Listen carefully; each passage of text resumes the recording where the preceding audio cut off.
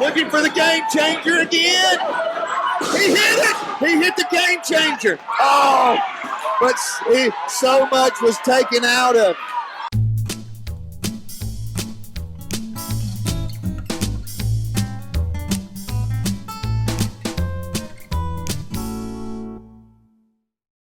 Welcome to another edition of Conversations with Paul Brown. We are in a big old building, and as you can tell, we are in the middle of a wrestling rink, and that'll all come out as to why we're here. Our guest is Heath Mullikin, and he's done a little bit of everything from being a preacher to being an announcer at wrestling matches. I went to Pendleton High School, very involved with student government, and then got called to ministry when I was 16 and started How did that happen? We were at a summer camp, and it was really out of the blue. I had never considered it, never thought about it, but it was very clear that week, just through some different experiences, just the calling the Lord was placed on my life. Did that surprise your family? No, that's a really cool story. I called my parents on, I think it was Wednesday night of camp, and I said, Mom, Dad, I feel like I'm being called into ministry. And my mom said, when you left for camp Sunday, I asked your father, what are we going to do if Heath calls us and tells us he's been called into ministry? And my dad said, well, we'll support him no matter what. And so that was just another confirmation of just kind of God's call in my life, and hasn't been easy always, but it's, he's taking care of me.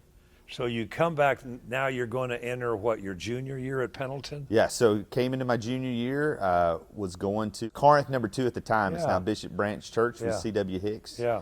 He had a huge impact on my life. Good guy. Allowed me to preach, sent me out on hospital visits, basically threw me in the deep end. And so by the time I got to college in the fall of '93 at Southern Wesleyan University, I had already had 2 years of ministry experience, and had preached, several times and hit the ground running. I think SWU was all about relationships. That's where I met my wife. So it was just a life-changing thing. At what point and what were the circumstances when you decided that the Wesleyan Church was something you wanted to be a part of, because you grew up Baptist? How did that come about?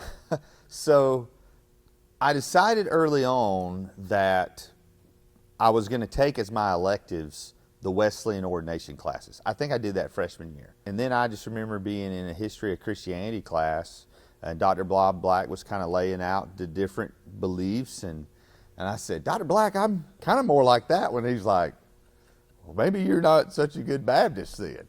And it was like this light bulb came on in my head, and just started just pursuing scriptures. And for me, it was a lot of factors of things. It was some theological, but it was more the structure of the denomination, the connections in the denomination. I loved that they had a discipline. I loved that they had a stand on that. Hey, what does the Wesleyan Church believe? And I could show somebody in the discipline and in the scriptures, this is what we believe. This is our stand on different things. Talking about the discipline of the Wesleyan Church, and one thing that sets that denomination apart from other mainstream denominations is the role that they allow women to play within the denomination. When you first began to learn about that from a historical standpoint, were you surprised coming out of the Baptist Church? That's probably been one of the biggest changes for me. As I heard more women preachers, and I was in classes with women who were so much smarter than me and who were such better preachers than me. And I just said, and then, looking at the scriptures and really kind of grasping things. The first person who shared about the resurrection was a woman. And for me, and even, the church that I have been pastoring for 10 years, they've called a husband and wife to be co-pastors. And some of my best female friends are pastors. When did you take your first church? We left Central in 2007. I was a youth pastor for about a year up in Pennsylvania, in the Philadelphia area. Then we were youth pastor 2 more years, but I've been in Oakway as a senior pastor, or solo pastor really, a small country church for 10 years. That's been an incredible journey, incredible opportunity, incredible relationships. back in the fall of 2019, got the opportunity to be the alumni director at Southern Wesleyan, which was kind of like a dream job in my head from 20-something years ago. And then started making the transition out of there, and then actually just started. So for the month of May of 2020, I'm pastor at Oakway through a pandemic. I'm currently on staff as an assistant pastor at Pickens View Wesleyan Church, and then I also work at Southern Wesleyan.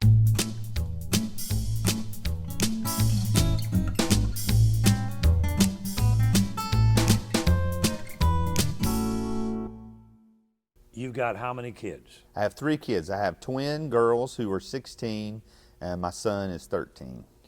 And your family was impacted last year in a very, very challenging way. Yes, so my wife, not long after we got married, she tested positive for Huntington's disease.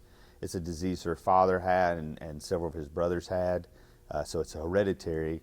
When she tested positive, we weren't going to have kids.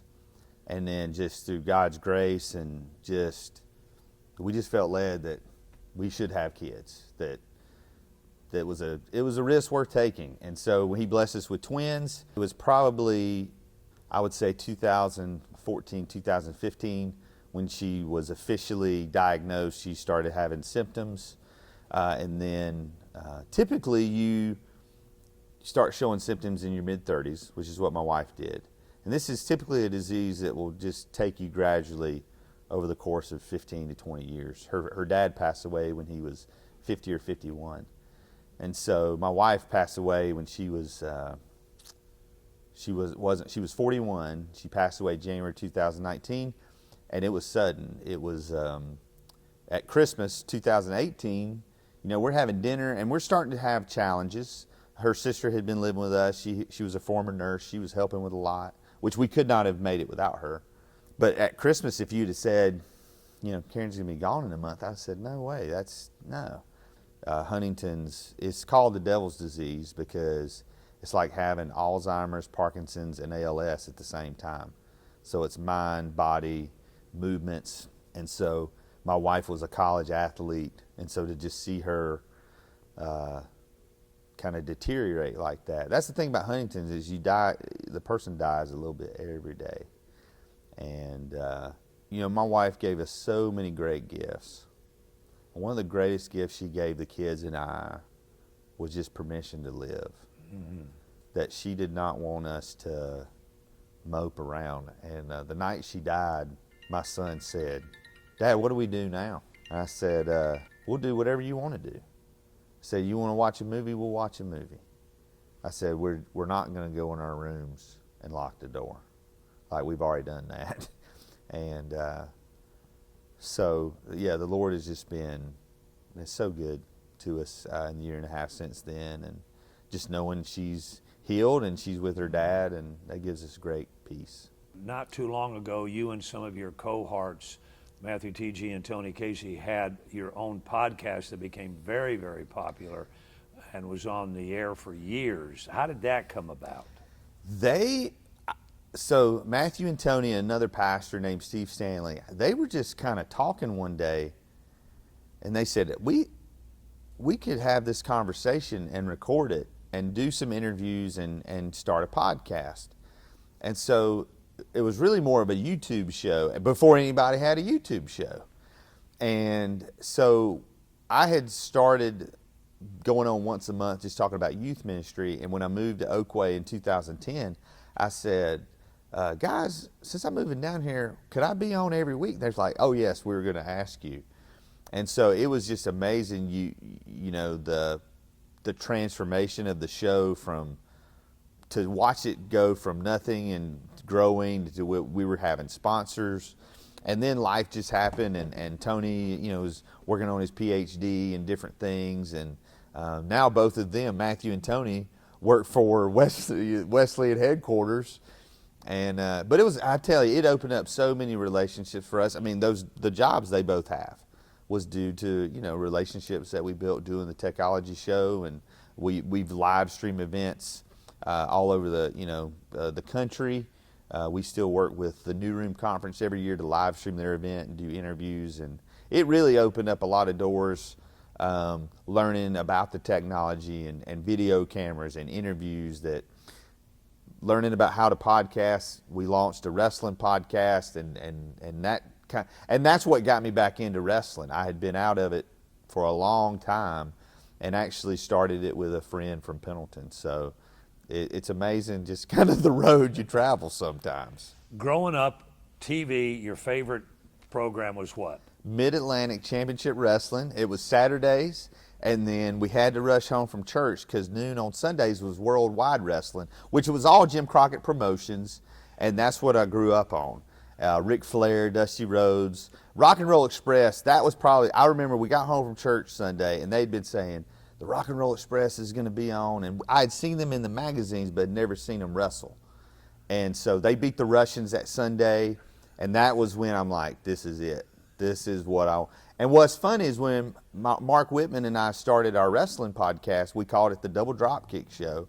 And the first episode, we were like, hey, what hooked you on wrestling? And we find out it's that same match, that same day. He goes to his grandmother's. He sees the Rock and Roll Express beat the dastardly Russians, and he was hooked. 2014, we go out for chicken wings, and 6 years later, we've been doing the Double Dropkick Show. Tell me about, you're the announcer for the wrestling shows, and we have them in Anderson County. There are these wrestlers from Anderson County, and we have wrestling matches in Anderson County. Yes. Tell me about that. In Oconee County, we helped start Golden Corner Wrestling in I think that was 2015. And we're the play-by-play guys. And it just kind of grew from there. Matter of fact, the first Golden Corner show, another promotion, matter of fact, we're at the 3-Count Academy. The guys at 3-Count said, hey, come do commentary for us. So it just kind of grows from there to where now we're recording the shows, we're putting them on YouTube, and we start helping plan the shows. So we're not just these guys. Now we're kind of going over the matches with people. And so we started a streaming network. We film the shows, we edit the shows. Most of them I do the commentary and post-production. But it's just like been this crazy thing nobody had planned. And, it's been a welcome diversion, through everything I've been through. In South Carolina, wrestling is licensed, so I actually I'm a licensed ring announcer. You have to get a permit to run your shows, but 3-Count runs in Greenville. They run Liberty, Pickens. It's not as big as it used to be back in the Crockett days, but anywhere in South Carolina on any weekend, you can find a wrestling show somewhere. Really? Because I've been to them. I've been to them. Who are the wrestlers in this day and age? Most of the wrestlers around here, the common person has not heard of them. There's not, the Dusty Rhodes or Ric Flair, but there are the Boomer Paynes, the Ace Armstrongs, the Austin Jordans, the guys who grew up in this area or moved here, and they wrestle on the weekends. But they have regular jobs. Yes, they have regular jobs, and this is just a hobby that for them. But it's a love. It's a labor of love. And there's some guys, they just do it, and it's a weekend thing. And there are some young guys who are training, and they have dreams of making it to the next level. And it's like a high school football player trying to make it to the NFL. It's a 1 in a million shot.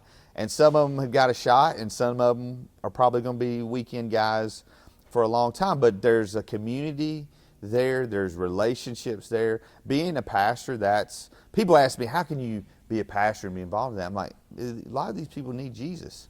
3-Count runs all their shows at a church. They share the gospel. There's been people who, salvation's made at these wrestling shows. And you'd be surprised how many, wrestlers pull me aside. It's like, hey man, can you pray for me? There's a wrestler right now, his wife's battling cancer, and just trying to encourage him and pray for him. And there's a lot of ministry opportunities, but it's a lot of fun. I mean, when I was a kid, I was more enamored with the announcers because I knew I'm 5 foot nothing. I'm not going to be a wrestler. So I'm like, well, what are they doing? What's the ring announcer? What is he doing? And so it's a lot of fun. I love going to shows, even if I'm not the ring announcer. They'll give me 10 minutes before the show just to kind of hype the crowd up, and then there's Matthew Greer's a Methodist pastor that works with 3-Count. He does the same thing, a hype man, and it's just a lot of fun, and it's about the relationships. You're the hype man on Saturday at the wrestling match and the hype man from the pulpit on Sunday. That's right. And people, during the coronavirus, all the pastors are having to film their sermons. Well, this comes completely naturally to me because I've been interviewing wrestlers and looking at the camera. And I'm sitting here, I'm like, do I look at the camera? Because I'm used to just, let me tell you something, Saturday night, we're going to, So it's so much fun, and it's a great outlet. And all the wrestling around here, it's family friendly. It's something you can take your kids to. It's just an amazing thing. I've got to ask you, though, is it real? They just did a documentary on David Schultz hitting John Stossel for asking that question. Let me tell you, in a lot of ways, it is real. The injuries are real. The bumps and bruises are real. Some of the feuds are very real. The money's not as real as we would all like it to be. But to that 7-year-old kid on the front row, it's real to him. And that's, at the end of the day, that's all that matters. Nobody goes to the movie watching the Avengers and says, is this real? Nobody goes to the theater to watch Les Mis and says, is this real? But everybody goes to wrestling. It's like, is this real? It's great entertainment. It is. It is the greatest form of live entertainment in the world, in my opinion. Here we go. Here's the cover. Oh my gosh! Olsen Jordan! Olsen Jordan!